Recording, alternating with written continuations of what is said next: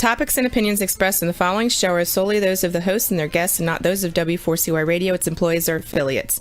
We make no recommendations or endorsements for radio show programs, services, or products mentioned on air or on our web. No liability, explicit or implied, shall be extended to W4CY Radio or its employees or affiliates. Any questions or comments should be directed to those show hosts. Thank you for choosing W4CY Radio.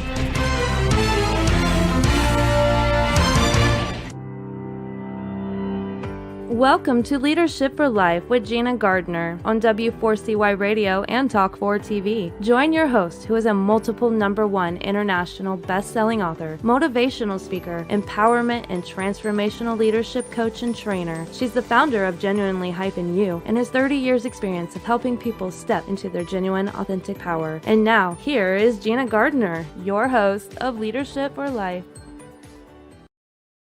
Hello there, and welcome to today's show. We've got a really great show for you today. Well, I hope all of my shows are great and offer you something special. But my guest today, Steve Pipe, has an incredible story to share with you about his contribution. And if you think about it, we live in a world where the gap between those who have and those who haven't is widening.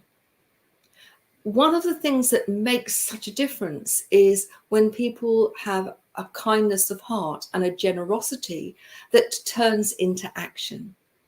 It's one of the things that I noticed most during the pandemic is that not only were people polarized between those who had and those who didn't, but you saw the very worst and the very best of people. And the very best of people came out when they were thinking about others and taking actions to support and help them, which is what the organization B1G1, Buy One, Give One, is all about. And if you're a regular watcher or listener to this show, you'll know that we're very proud members of B1G1 and that it's something that we talk about on every show. But why is it important to be kind and generous? And I want to spend the first part of the show talking about it in terms of our personal lives. And then when Steve joins me after the break, we're going to be talking about how kindness and generosity is not only great for the people who are on the receiving end, but also is great business too. So let's think about kindness. And I want to make a differentiation because there are many people who are kind and they use it as a barter. I'll be kind to you if you're kind to me. You scratch my back and I'll scratch yours. But I'm not actually talking about that. I'm talking about when you give wholeheartedly, not because you expect anything in return, not because it is something that you think that you ought to do so other people think that you're great, but you do it unconditionally. And I want to give you an example of something I experienced a few years ago. Those of you that know my story well will know that I have undertaken many of Tony Robbins' courses and actually became a senior leader.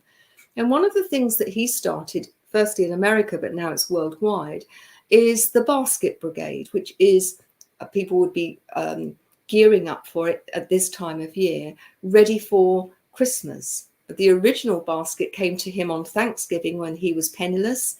And somebody arrived at the front door, knocked on the door and said, here you are. And everything was there to provide a Thanksgiving dinner.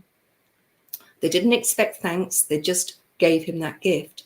And it was a turning point for him because he recognized that other people cared about him.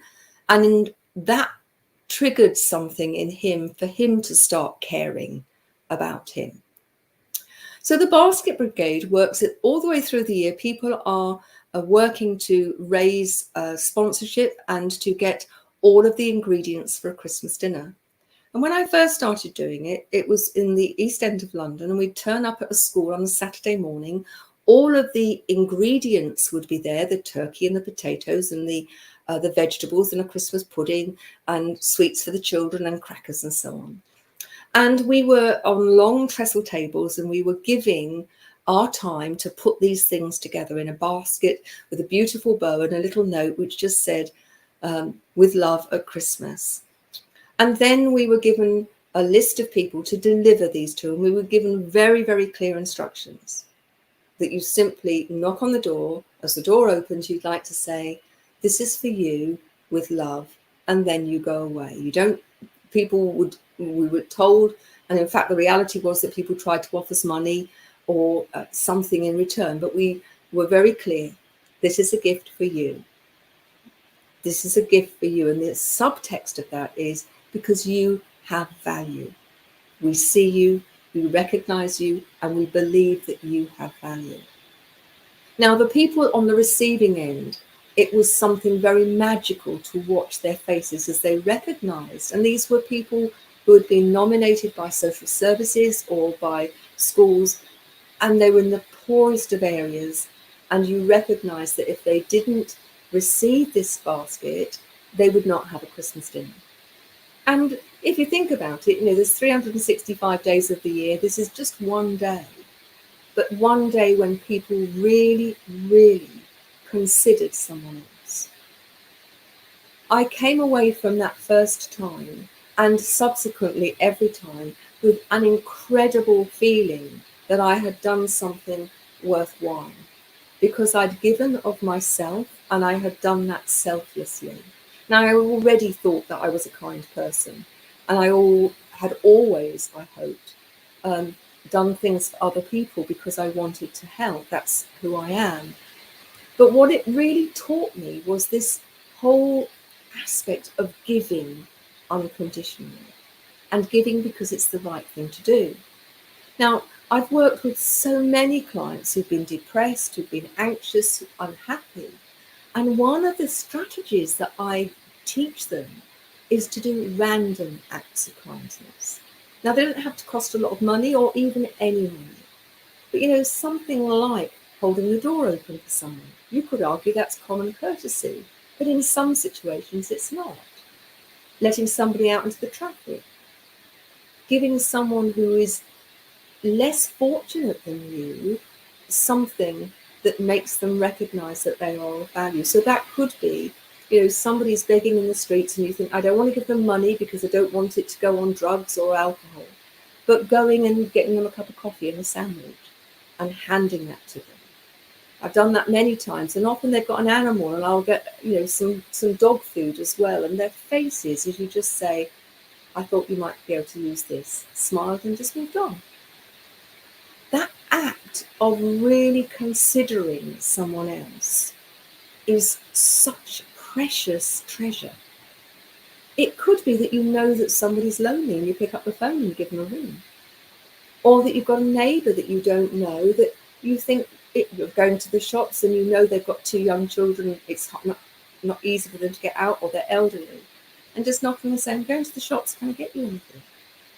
It doesn't have to be big.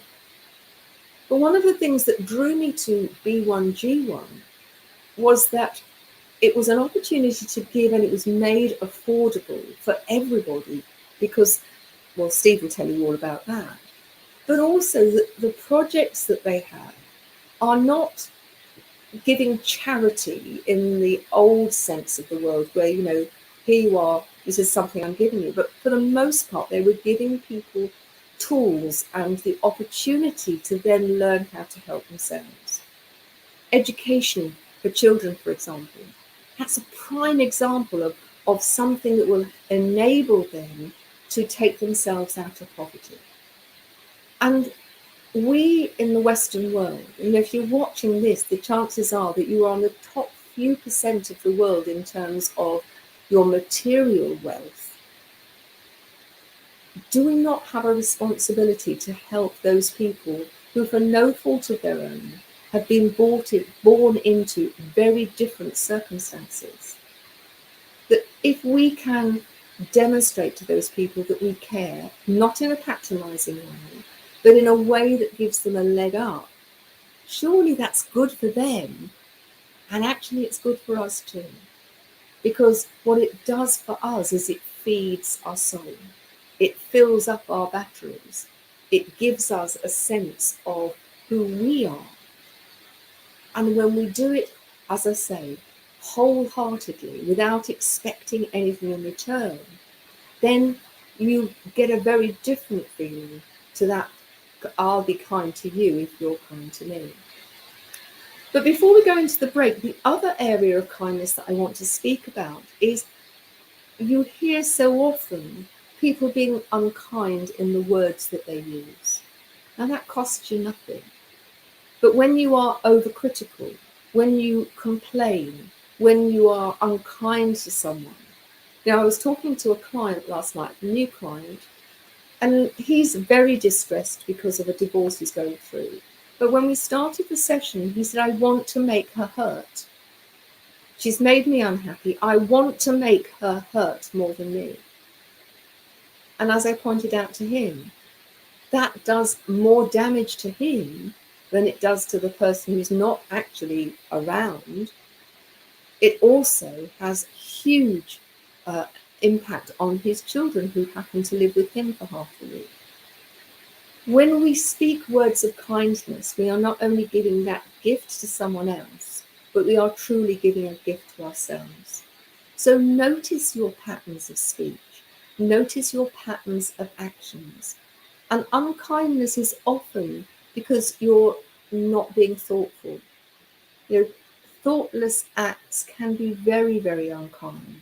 We've talked a lot about being mindful, about doing things consciously. And if you set out to leave a legacy, a living legacy, that your words and your deeds are constructive, positive, and kind, then you'll have lived a pretty good life. But you have to be aware at how often your words, your actions can wound others. Sometimes because you've been thought less and that you haven't done it deliberately, but other times when you've gone out to wound someone else, ask yourself, what's really going on here? Why am I so unhappy that I want to make someone else more unhappy? Because in reality, you lose out far more. So for me, being kind is a way of life. Being kind is something that fills you up and gives you a greater quality of life.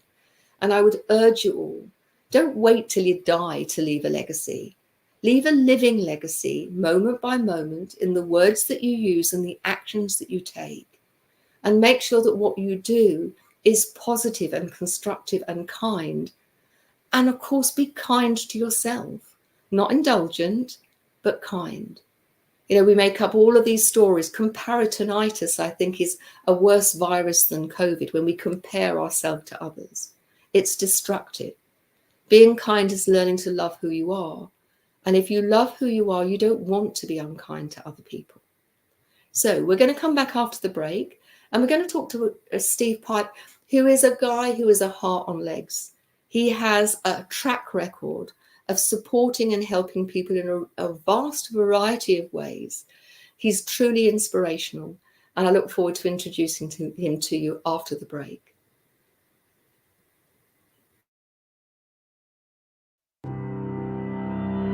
You have been listening to Gina Gardner on Leadership for Life. We'll be back after this quick break.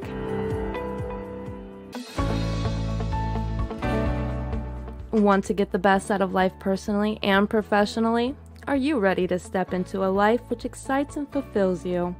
Well, the right place for you is Leadership for Life with Gina Gardner on W4CY Radio and Talk4 TV. We will share with you stories from inspiring people, a wide range of guest experts, and lots of practical strategies to help you get the very best out of your personal and professional life.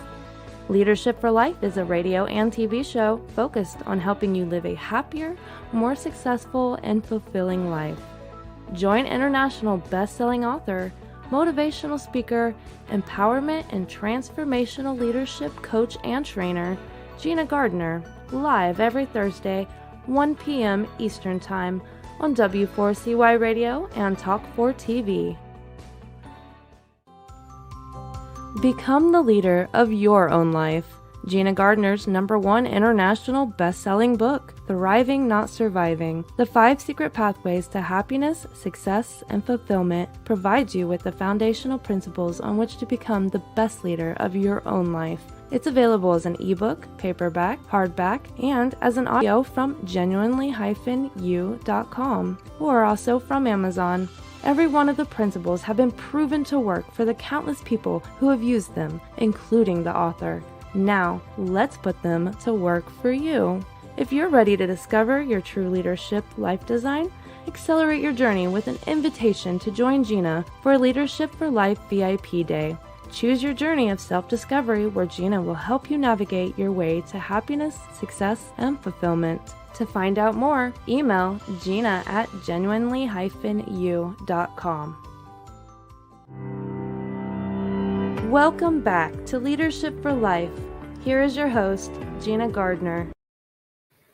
Hello there, and I am absolutely thrilled to be able to say that Steve Piper's on our show today.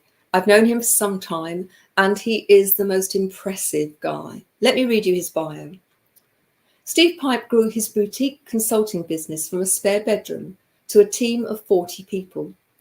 Along the way, he was named UK Entrepreneur of the Year.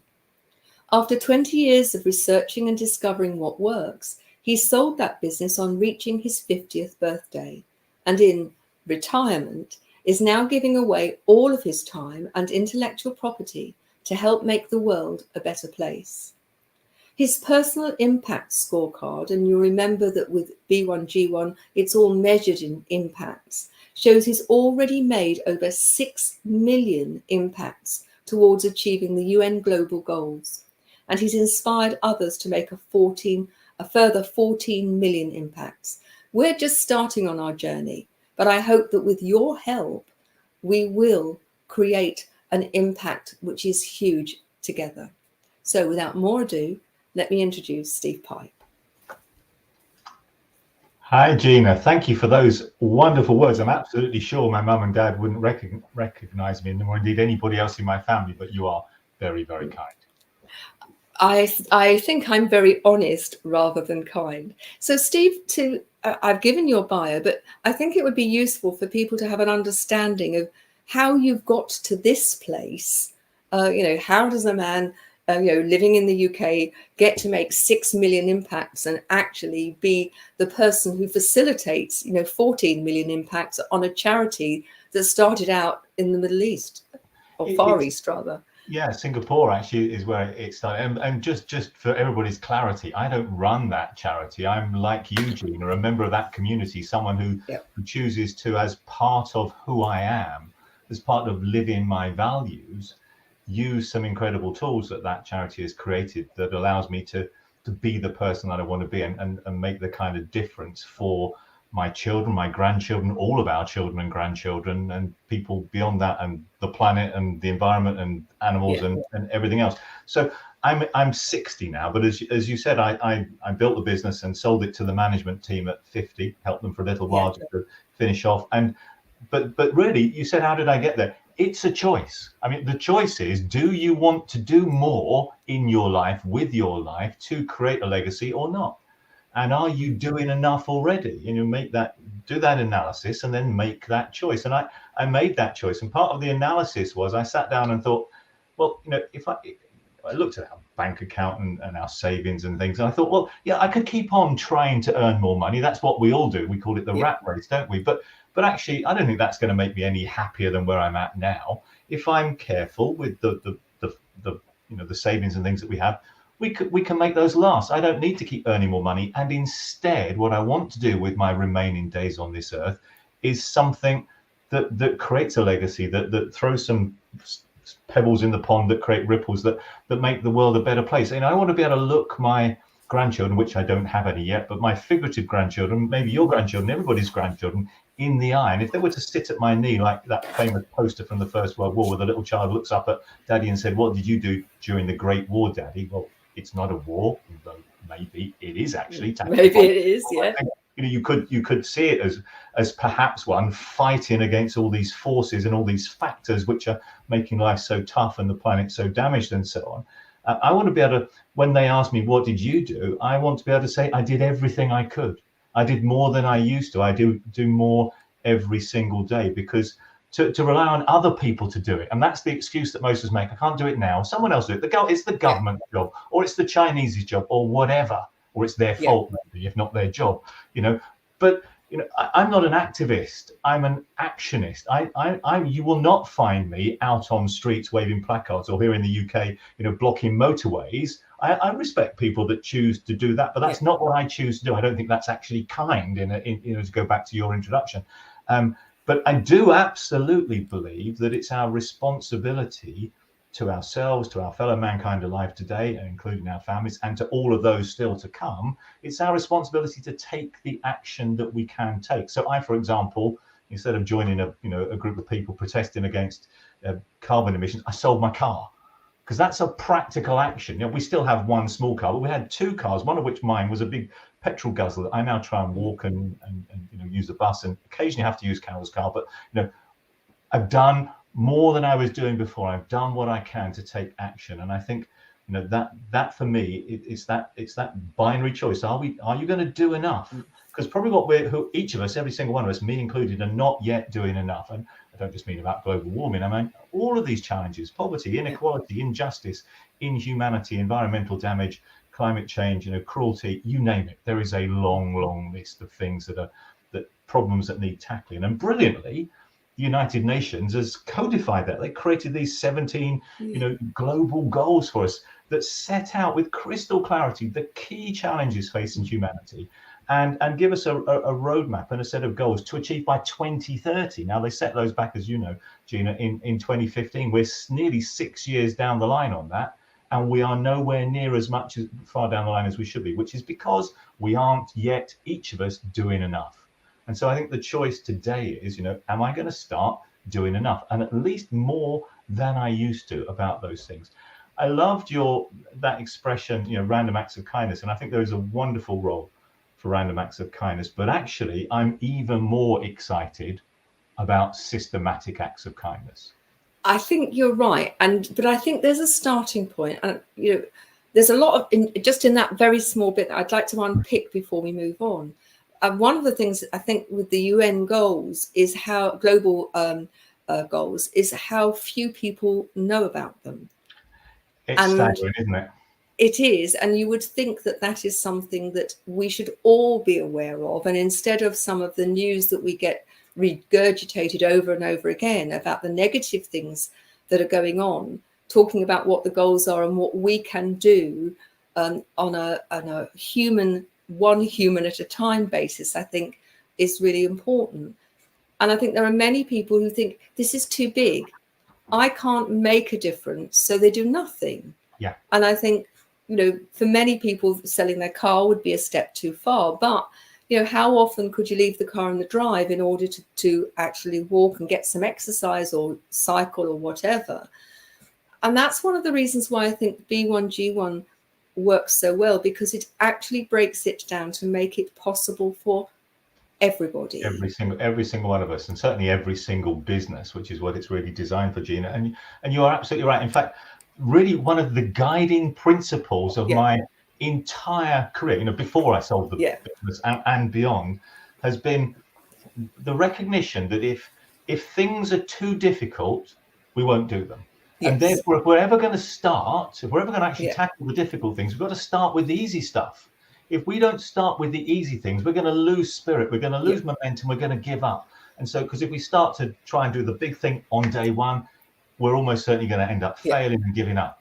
But if we start with the easy stuff, then we build momentum, we build belief, we build trust, we build evidence, we build a buy-in and engagement, and then this ripple effect and this wave unfolds. And one of the things that I love about B1G1 is that it allows us, each of us, wherever we are and wherever our businesses are, startups or well established, and everything in between, small and large, UK, US, Canada, Asia, wherever in the world, every single business in the world can do the things that they enable us to do. And that comes back to this idea of systematic acts of kindness. And with your permission, I would absolutely love, and there's a reason why I would love to do this, to talk about coffee, and because it will illustrate, I think, brilliantly how the simple way that we can each in our businesses and to some extent in our lives. I mean, I every day, for example, in my personal life, I choose to log on to my Be One G1 account and I make 17 givings. I plant 3 trees, I feed a homeless person, I put a roof over a homeless person, help an elderly. I can do that every morning. Now I could do that once a month for 30 days worth, but I choose to do it every morning as the first thing on my to-do list. And in fact, my to-do list for tomorrow is on a piece of paper next to me, and right on the top of the list is giving, just because it connects me, it grounds me in the reality. And the reality is I am a lucky human being living in the part of the world I do. And we all are listening to this. The fact that we've got the technology to listen to this means we are lucky, and luckier than 99% of the human beings that have ever lived. And I need to, we each need, I think, to reflect. And you said something very similar to this at the beginning, didn't you? We need to acknowledge and respect and be grateful for our good fortune. So I'm extraordinarily grateful for my good fortune. But if so, every day I give. But let's just talk about this coffee example, because if anybody listening to this really wants to see how and where to start, and the benefits, yes, to humanity, but also to them and their business. Because one of the things that I think gets in the way is that people think I can either be kind and generous and give, or I can run a profitable business. It's an either or. They're mutually exclusive. They are not. I agree with you. Have to be. And if you have to choose between profit and purpose, for example, the labels are often given to them. Well, there has to be a certain amount of profit to pay the bills and put food on the table and take the kids to school. So it feels like you can only do it when you're ready, but that's actually the wrong way of thinking about it. It's not profit or purpose. There is a beautiful way in which we can align profit and purpose, so that because we are purposeful, we become more profitable. And because we're more profitable, we can then become even more purposeful. Those things move together in harmony rather than we do one or the other. And the coffee shop example, I think, will really illustrate that. So just imagine, Eugenia and everybody else with us today, just imagine that, I don't know where you are in the world listening. I'm sitting here in Leeds. So in Leeds, Yorkshire, that's about 200 miles north of London, for those that don't know the geography of the UK. We are not currently locked down. I was talking to someone this morning in Melbourne, and they still are. But at the moment, we can go out. I could be in the town centre, and I might face a situation. I'm standing on a street, and I really fancy a cup of coffee or a cup of tea. I mean, I'll probably have tea, but a hot drink. I'm standing there, and right in front of me are 2 coffee shops. They're equally convenient because they're literally in front of me. They're going to take me the same time to go in the front door. They look exactly the same. They've got the same. They sell the same coffee. It's ground in the same way, using the same machines. Equally nice baristas. They put the same milk in. They froth it up as a latte or a cappuccino or whatever. They sell it for exactly the same price. There is no difference between these 2 coffee shops, one on the left and the one on the right, except that the coffee shop on the right, well, the coffee shop on the left, firstly, doesn't do the things that I'm about to explain, and the coffee shop on the right does these things. So the coffee shop on the right, when you go in there, you notice that there's a chalkboard. And the chalkboard says, so far we've provided 6 million days of help to people around the world. And you go, what? Just because you buy your coffee from us, we provided 6 million days. And you go, what? And there's a little QR code, and you put your phone up to the QR code because it says, take a look.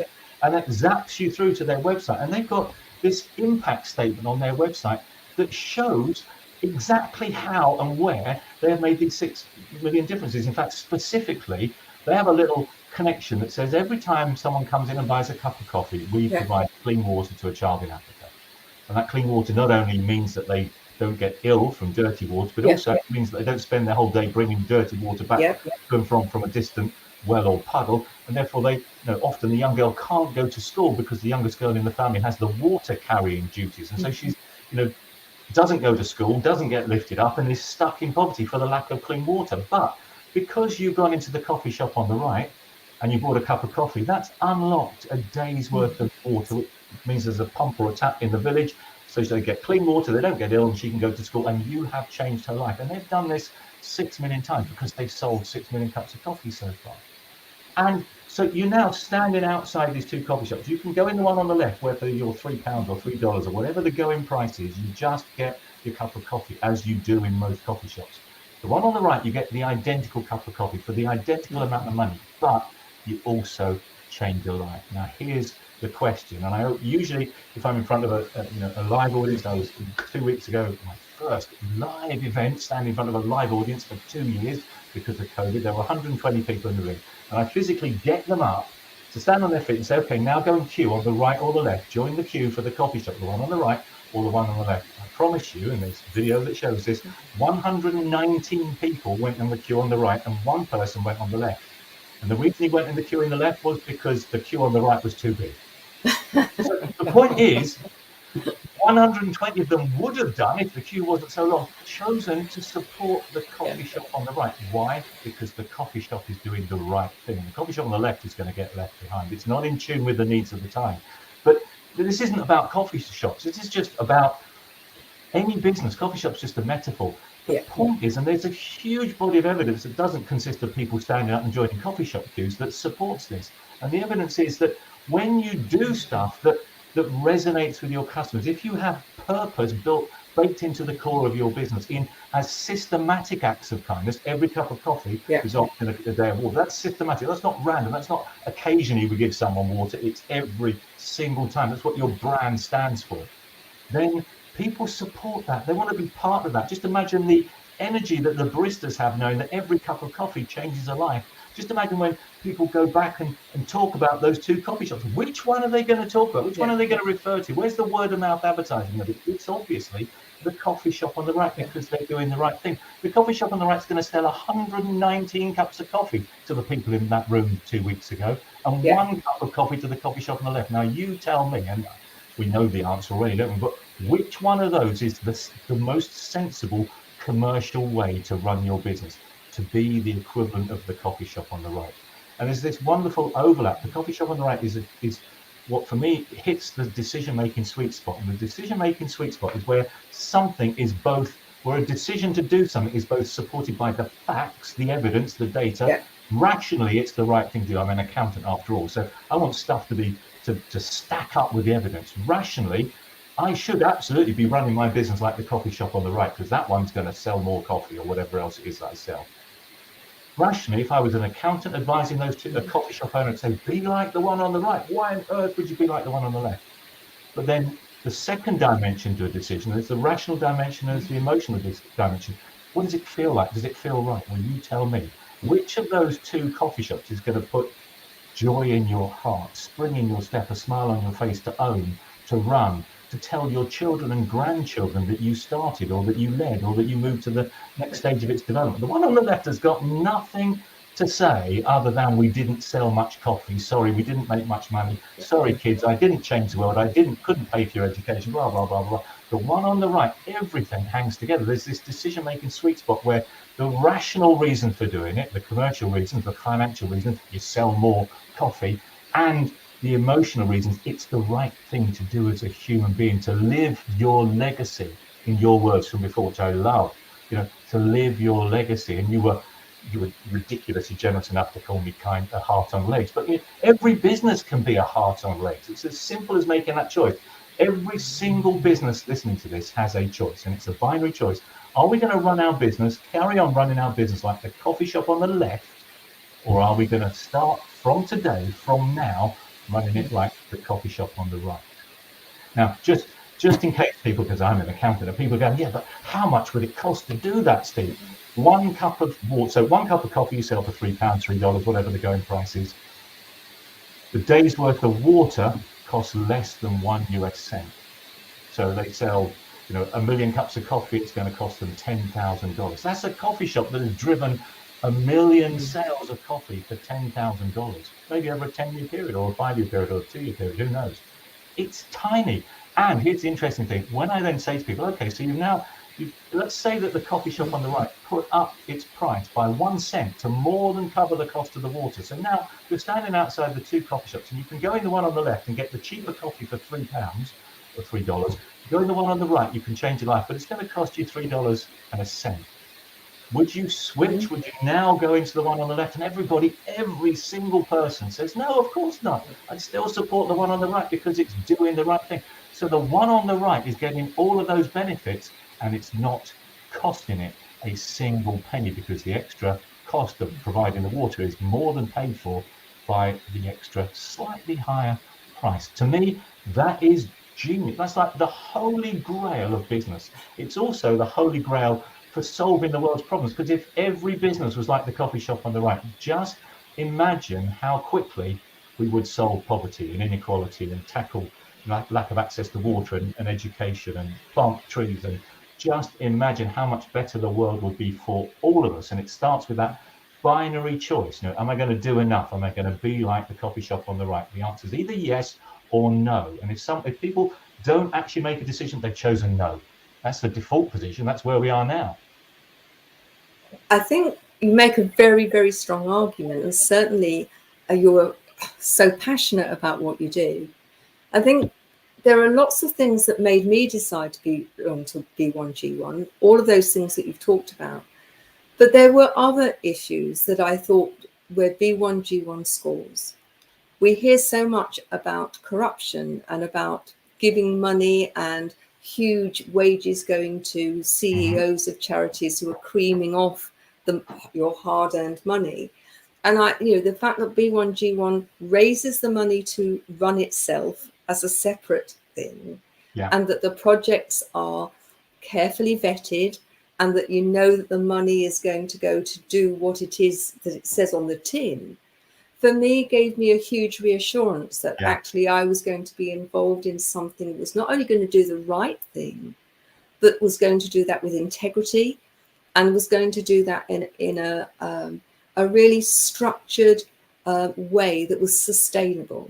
I agree with you completely, and you would expect me to, because I'm an accountant. In fact, I started my career as an auditor. My whole professional training was to challenge things and check that they are true. That's my background. And it's really interesting that probably 40, maybe as much as 50%, certainly 30 or 40% of all B1GO members across the world are also accountants. They have the most cynical, skeptical, inquiring, due diligence driven mindset, and yet they have said, this is great. This makes good business sense. It makes good business sense, yes, but I'm also really reassured, they've all said effectively, that this delivers what it says on the tin. Now, my due diligence has included actually working with one of the charities in Cambodia. So B1G is effectively a funnel. It funnels funds and gives 100% of the funds that go through its platform to the charities around the world that do wonderful jobs. And as you say, due diligence is them carefully. So B1G1 is a charity, but it doesn't plant trees or educate kids. It simply raises money and then channels that to other charities that do those things. So I now work with one of those charities in Cambodia that protects vulnerable girls from sex trafficking. And I've seen from the other side of the charity fence the money flowing through and the difference that it's made. And then I went out to Kenya just before COVID, actually September 2019, with my daughter and about 20 of us, and we actually visited some of those charities. We saw the progress, we saw the impact, we saw the gratitude, we saw it on the ground for real. Those have been part of my due diligence. And like you, I love the fact that if I choose to, this morning, for example, I was talking to a group of people about this kind of stuff. And as part of that explanation, I gave $35, which funded, get this, extraordinarily 4,260 days of access to a science laboratory classroom for children in India. Because the science lab costs about $400 to set up, but actually lots of children will use it for lots of time. So the per person per day cost of funding that was roughly 1 cent. So my $35 funded 4,000 days worth. Now, when I gave my $35, which I did, live in front of the people, just to show how incredibly easy it was, I know with absolute certainty my $35 is going to go to B1G and the charity, and 100% of that money is going to be passed through, in this case, to a charity in India called the Bombay Mothers and Orphans Society, that actually builds that science laboratory. And the money is ring-fenced. They can only use it for that thing. So there's no deduction for even the bank charges, as you know, Gina. There's no deduction, and there's complete ring fencing. So I was able to fund this morning a specific outcome, 4,260 days use of a science lab. If I gave my $35 to almost any other charity I can think of, I have no idea what difference that's made. It's going to make a wonderful difference because charities do awesome jobs around the world. I don't know how much my $35, though, as you say, is swallowed up by all those legitimate expenses that charities have: credit card charges, technology, professional services, offices, etc., etc., etc. I have no idea. And even if I could get to the bottom bit and it was roughly, let's say 70%, $25 or so was going through to a project, they can't tell me which projects. It just goes into a fund, and that fund then gets, spent. But it's not identifiable. And so with most traditional charitable giving, all I can measure is how much I've given. Yeah. But with the B1G1 model, we can measure, you and I can measure, and we do exactly the difference it's made, exactly the impact, exactly how many days use of that science laboratory, or exactly how many days access to education or clean water or medical facilities, or exactly how many trees were planted, and so on and so forth. And because it knows exactly how many have been planted, it keeps the score for us. I'm going to stop you because our time is limited, and I want to just explore and let people know, because one of the things, I mean, there's several things that have really impressed me about, which is why I joined, is talking about, so people who join through this program, and I hope that they will, if they use my code, what we get to see is that the impacts that have come via this message coming through the show. But you have an amazing thing called the Beehive, which shows how the impacts of one are then anybody introduced through the show, and all my guests get invited to choose a project, and some of my guests have joined B1G1, so that their impacts become something that I can start to see the impact of my work to spread the word going forward. Now, you've got an amazing group of people. I'm one of your Beehive. Talk to people about the Beehive. I'm just very conscious. I want to get through as many things in terms of time, so people have a really good understanding. There are so many bits of genius in the B1G1 setup. Now, bear in mind, just to remind people, because I'm sounding like this is my baby and I created it and I own it. I do not. I use it in the same way that I use Zoom to have video meetings and I use Dropbox. It's the best set of tools I have ever seen to be the human being that I want to be. So that's why I'm so passionate about it. But one of the amazing things that it allows me, and indeed anybody else to do, as you say, is to have this hive. And that essentially is to build a community where, and I support my community of about 500 businesses, and every single person listening today is welcome to join that community and alongside you, Dina. And I'm giving away all my time and energy in intellectual property, and as you can tell, I can talk for England on this subject. You can indeed. At parties, I'm really, really quiet. This is not my natural persona, but when you get passionate about something, you're like this, or I'm like this. So what the hive allows us to do is to keep track of our collective, our combined impact on the world. So my personal mission, the reason I get up in the morning, and sometimes ridiculously early in the morning, and the reason why I'm often not sleeping because my head is buzzing, is because my personal mission is to help unlock 100 million days of health by 2030, which is the deadline for the UN Global Goals.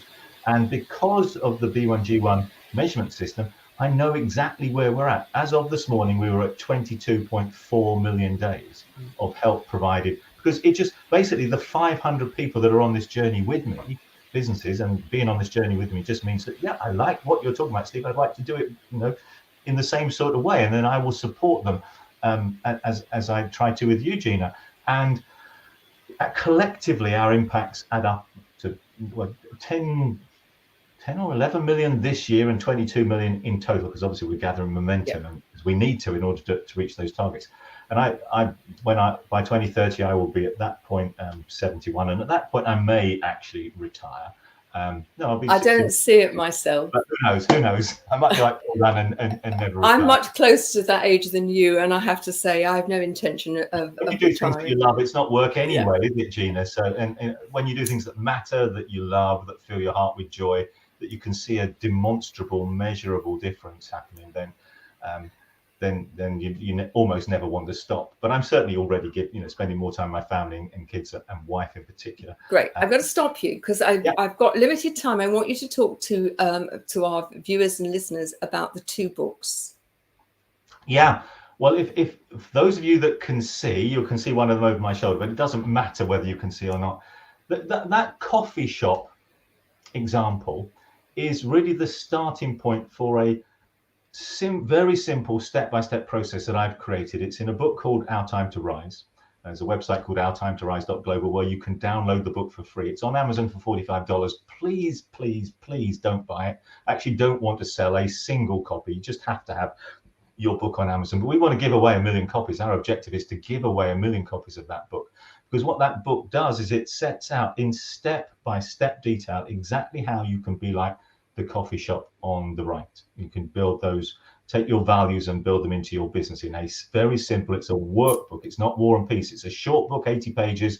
Most of those pages are pictures and step-by-step checklists. So that's the first book. You can download it from ourtimetorise.global. And in fact, even if you like the book, I'll put your name on the cover, every single reader. I'll create a special edition of that book so you can give it away. You can write a foreword. I'll drop the foreword in the book. We'll put your logo and contact details on the back. You can give that book away, because that's how we're going to get 1 million copies out there, is where people just love to it say, and want to give it away. We have our version. You Please do, Gina. email gina@genuinely-you.com and we will send you a free That's copy. the best way. That's absolutely the best way to do it. So please do that. Sorry, Gina, I should have said that for you. So, That's okay. Yeah, absolutely. So you know, because Gina walks the talk, she does this stuff. This is real. This is not for the purposes of, you know, No, not at all. This is who she is, which is why I'm thrilled to be here with you, Gina, and with your audience too. So the first book, it shows you how to do it. The second book, which is the one you can see over my shoulder, is actually the sister book.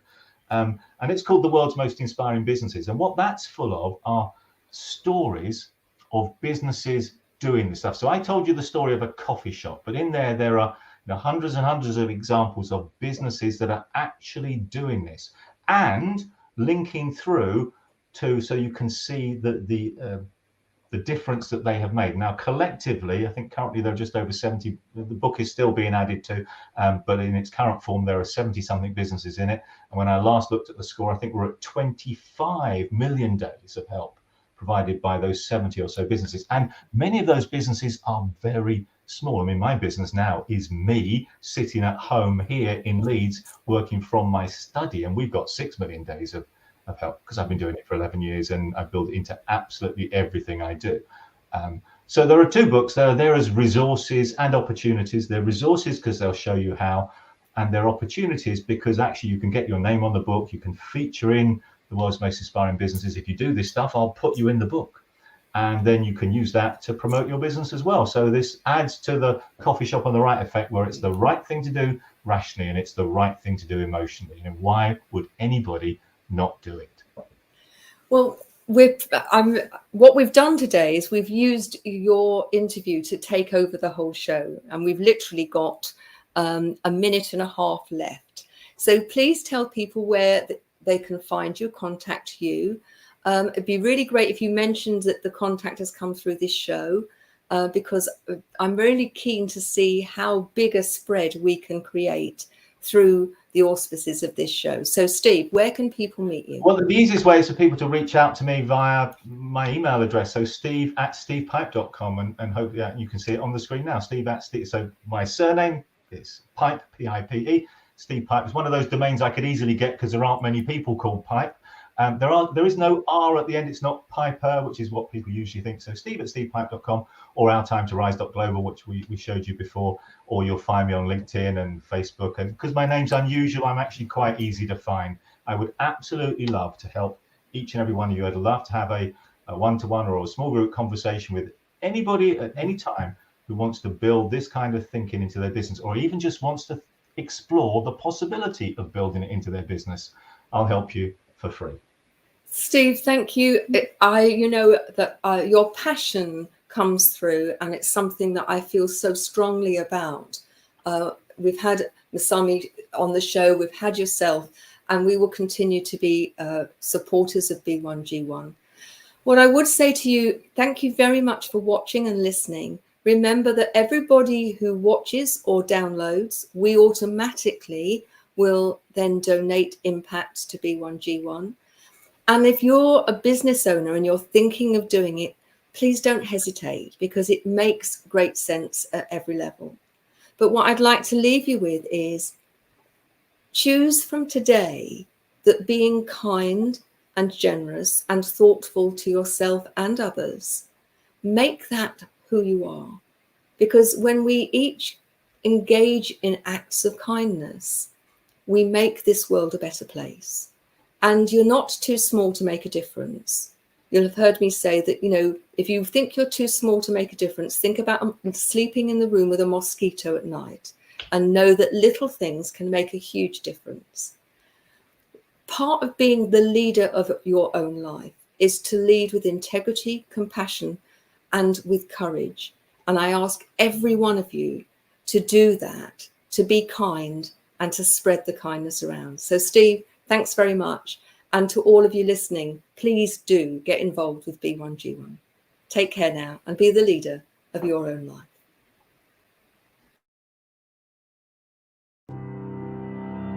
You have been listening to The Leadership for Life with your host, Gina Gardner. Make sure you tune in to W4CY Radio and Talk 4 TV next Thursday and every Thursday at 1 p.m. Eastern Time for more Leadership for Life. If you missed any part of this episode or just want to hear or see it again, you can find the archive of the TV show on Talk 4 TV's YouTube channel and the podcast of The Leadership for Life on iHeartRadio, Pandora, Spotify, Amazon Music, and wherever you listen to your podcast.